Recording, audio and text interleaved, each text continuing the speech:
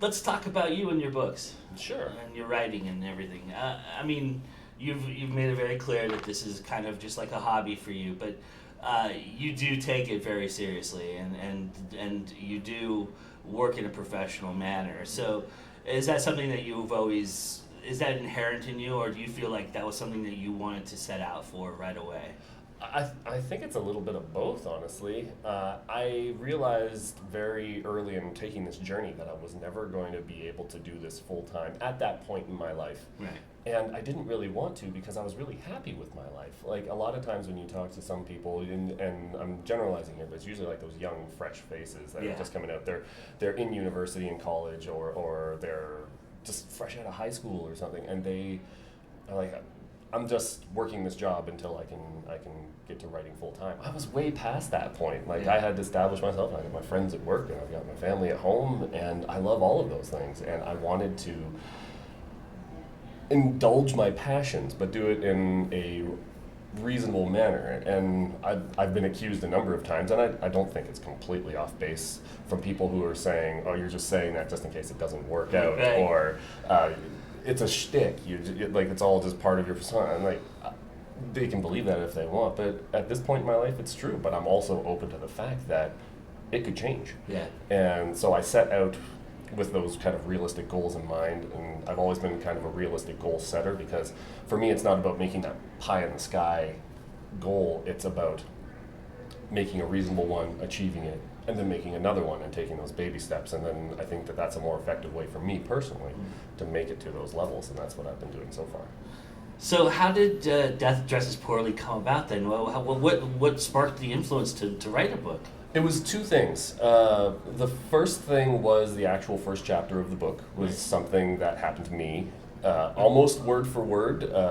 Just to kind of talk about what it was. In the first chapter, the main character, who's like a disenfranchised 20-something, he is sitting all alone in O'Hare Airport, and this very kind of enigmatic man in black comes up to him and just starts having this conversation. He has an interaction with a beggar who comes around, and there's discussions about fast food. That all happened to me.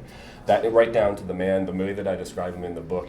He was absolutely dressed all in black and all the black work, but he had this bleach blonde hair. He was. I was gonna say, you didn't meet Johnny Cash, did you? No, he was not a full man in black.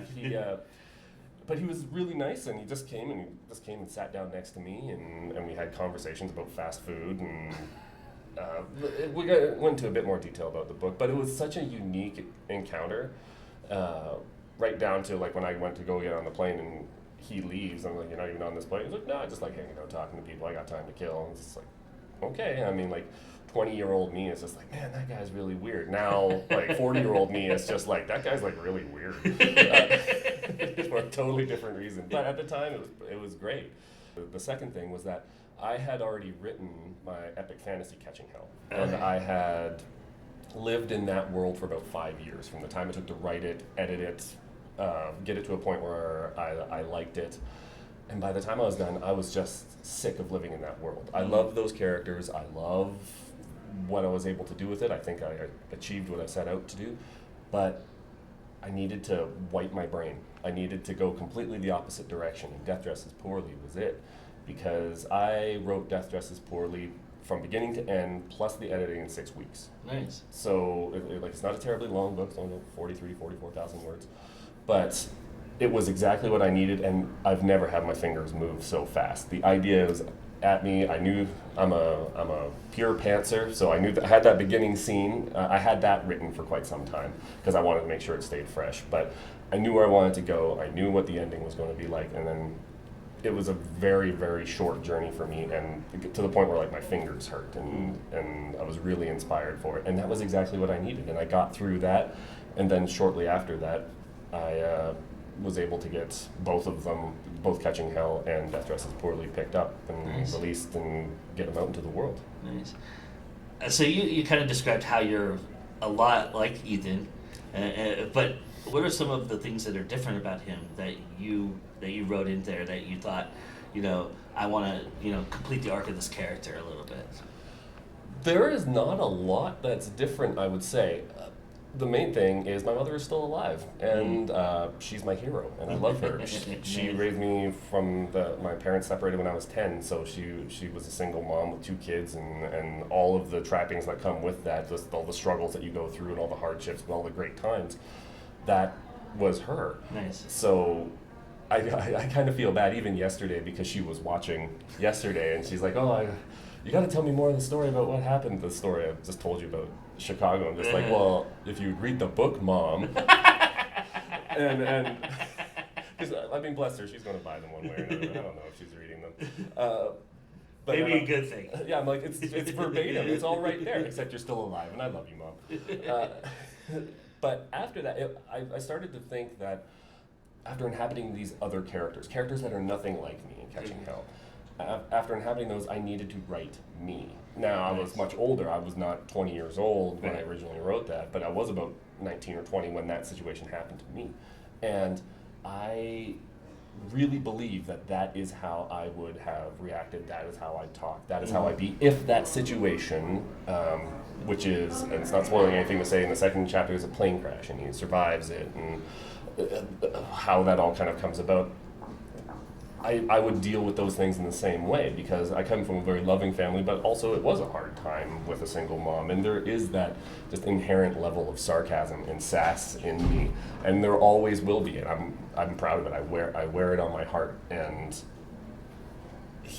I can't say for sure because I was never in that situation, but I was writing 20-year-old me, but I was also writing like 50-year-old me in the character of Death, and how all these ages and times have kind of created this more professional, sarcastic bastard. Was that a helpful exercise to kind of have somebody that balances the 20-year-old you, because you had to go back into that space a little bit? Absolutely. And so you were able to use the 50-year-old you to kind of counterbalance that? For sure. And it kind of comes with the same kind of the clash between the two of them, where if I firmly believe if you take 20-year-old Joe and you put him up against 50-year-old Joe, and you have those two Joes have a conversation, they're probably not going to get along. And they're going to hate each other for how much they're alike. I know that for a fact. Yeah, exactly. So, there's that clash of personalities where you're so alike but so different in such different places in your life. And these two characters are very much like that. One is this eternal entity that has been around since the beginning of time, and the other one is a 20-year-old kid who's seen some stuff. And they still see so much of themselves in each other, and that kind of balance between the two of them is something that I think everybody can kind of relate to, and it definitely kept both of them grounded, and myself as the writer kind of sitting in limbo between the two of those characters, and how I would approach them. In Catching Hell, then, you mentioned that these are characters that are so much different than you are. How did you approach that, being a young writer, and going through that process? Did you use some exercises that you learned? Did you just write something and let it stick? How did you figure that out? A lot of it was writing it and letting it stick, but it's also just following a lot of the typical hero archetypes. And I have freely admitted from the beginning that I am standing on the shoulders of giants with Catching Hell. It is epic fantasy inspired by all of the different epic fantasy that's come before me. Whether I've read it or not, I'm just naturally influenced by those, based on the pop culture circles that I travel in. And it was more about finding the characters that I could write the story with the easiest, that I could relate to the most, and also separate myself from, just to try and see if I could, see if I could write these characters. And it ended up being way too long, because it was originally one book, and it took me a year to write, just kind of stuck away in my little cubicle, just 45 minutes at a time. And then when I was done, and it was 250,000 words, and I'm like, that was... Nobody's picking up 250,000 word first book by anybody. It doesn't matter what your name is, especially in epic fantasy and epic science fiction. And it was kind of cathartic to spend all this time, like I said, for like 5 years. There was one main character. Originally it was a story of 3 protagonists and not 2, and there's one main character I just eliminated completely, because I realized at about year 3 is like, he doesn't really do anything, and so it's better as a one-in-one story. And it was fun because I got to create characters that I would want to watch if they were on a movie or a TV show or a cartoon or something like that. And that was kind of what my goal was. When you did the split, when you separated the two, did you feel like you had a clean split, or did you have to kind of rewrite the end and the beginning to kind of mesh together? I had my ending very much kind of locked in, and again, it's not spoiling anything to say that these two characters are separate. Like, they're best friends. They're young. I never really point to their age, but the reader can kind of make their assumptions. But they split up. They go these two completely different worlds, and then the end is them coming back together again. And I knew that this is the arc right here, and knowing my angle and saying that I am a pantser, that's why it ended up being so long. But I was always comfortable with where I was going with these characters, and sometimes I was just along for the ride, and other times there were certain story beats I had to hit, and that was okay. But it was just the safety of knowing that I was following within this particular plot, and it made sure, even though it was so long, that it never really got too far, or I was never lost. I could always get back on the track pretty easily. Do you feel like authors don't, especially fantasy authors, don't embrace the tropes or the influences as much? Because everybody's influenced by something at some point, but everybody wants to be unique. There's no doubt about that. But is it you think that, I find in fantasy especially, that there's more people who want to be more unique than they do, they feel like it's not authentic to capture what they felt in their youth or anything like that. Absolutely. Do you feel like that's something that's to your advantage a little bit? It is. It's all about the kind of, like, that anti-author counterculture that I kind of embrace. And I speak with a lot of fantasy authors, whether it's just interactions on Twitter or Facebook, or just the writing group that I'm a part of here in town, which is a lot of fantasy authors. A lot of people do want to separate themselves. They want to, okay, well, I mean, Tolkien had his ideas, and Terry Brooks has his, but I've got this new idea, and it's going to be fantastic. And I'm like, I like those ideas. Yeah. Like there's a reason why. I'm not saying that I can contribute something ridiculously new and earth-shattering, and if you feel that you can, more power to you. But I know where my strengths lie, and I know what it was I wanted to put out in the world, and I wanted to put out an homage to the things that inspired me in the first place. It was books, but it was also a lot of movies and anime from the 90s, lots of anime from the 90s. Like, if you can get into Catching Hell, you can really start to see, like, this plays out just like an overwrought 1990s Japanese cartoon. Nice. But that was what inspired it in the first place. And like I said, I own it. I respect the masters, whether I've read them or not. I respect them, and they laid the groundwork, and there's a reason why those stories are successful. And people have written about it at length, but I'm not going to shy away from it, and I'm not out to bust the paradigm. I am here to I write tropes. I write that's what I do. The tropes exist for a reason. We relate to them, or we don't relate to them and we hate them, but they're there for a reason, and people should embrace them a little bit more, because a lot of people enjoy them. Awesome, I agree totally. That makes so much sense. Did you ever think about this as an anime, or was it always going to be a novel? This is going to fly in the face of everything that I had said in the first place, but there was one kind of overlying goal. But this goal goes back to when I first started writing in this world, because Catching Hell takes place in what I mentally call the Ryujin world, and it's started when I was about 16 years old, writing by hand in a book in high school, and I almost failed grade 11 because I was so busy writing. Like, it's that same passion that made me write out Death Dresses Poorly, but it was the early 90s, and now I'm doing a pen and paper. I was just like, I would love it if this became an anime, and I also would really love to voice the main character. Nice. Because I wasn't relating so much to the main character as a person, but I was just like, this is the goal. I wanted to do voice acting, and I wanted to do that. And when Catching Hell came about, it takes place in the same world, but it's different characters than what I wrote back then.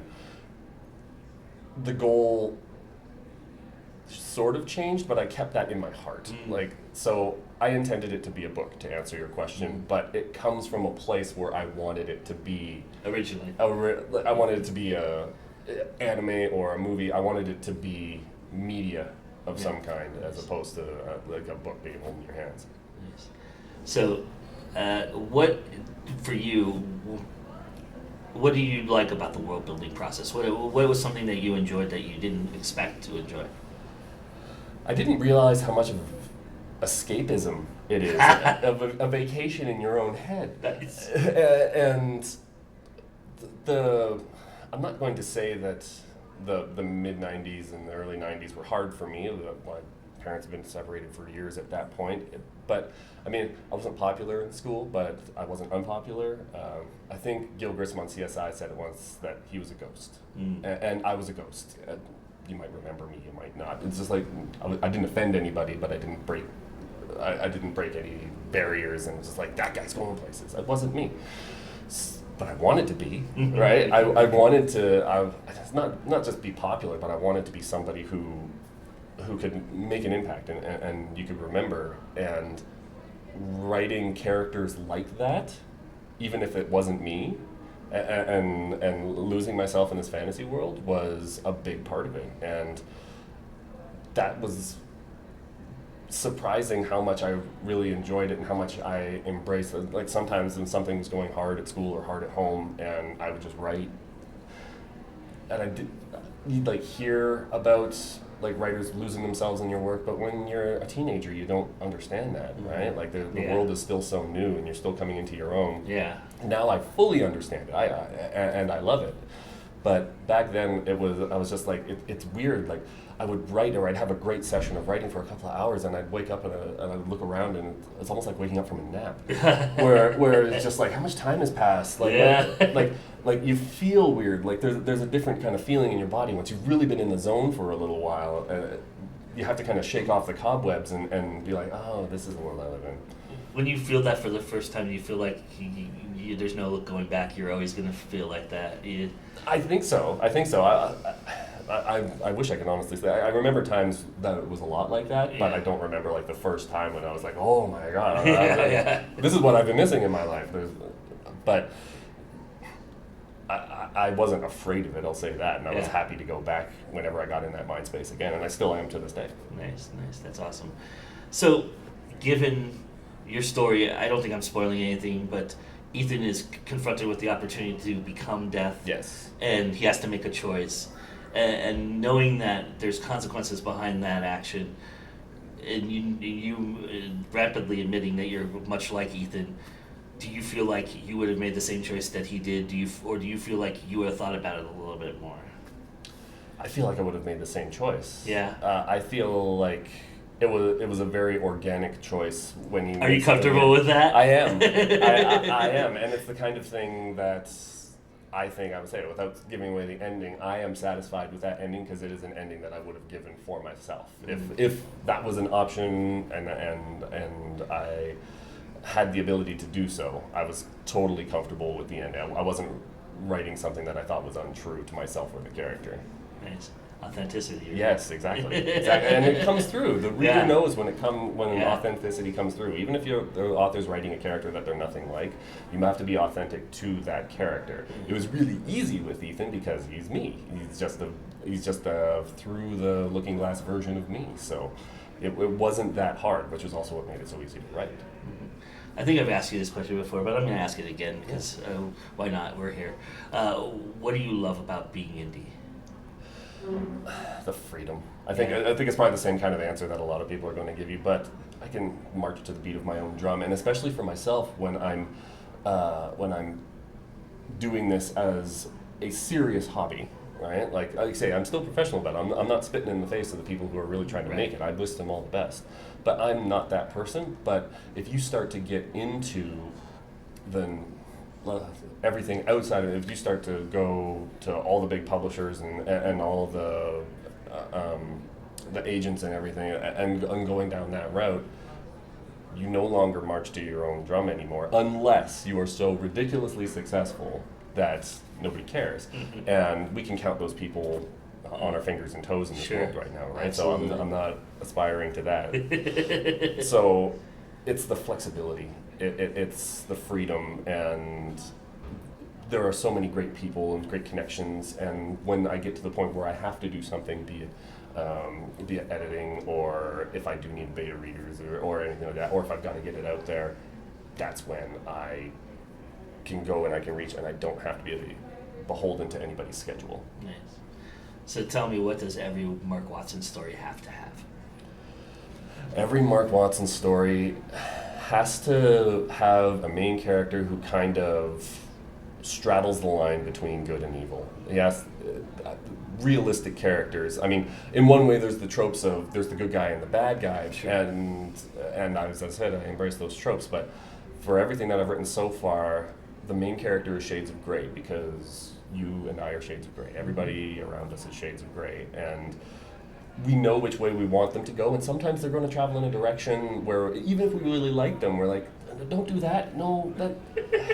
And maybe it's not the way that that person, the reader, would have done it, and sometimes it's not even the way that I would have done it, but I don't want to break the paradigm with my characters because that's not really what I'm about, but I want to embrace the fact that there is no purely good. There is no purely evil. There's a reason kind of behind everything. The mustache twirling villain is not going to be found like evil for the sake of evil. Everybody's got a backstory, and hopefully, if I do flesh that backstory out, you as the reader relate to it.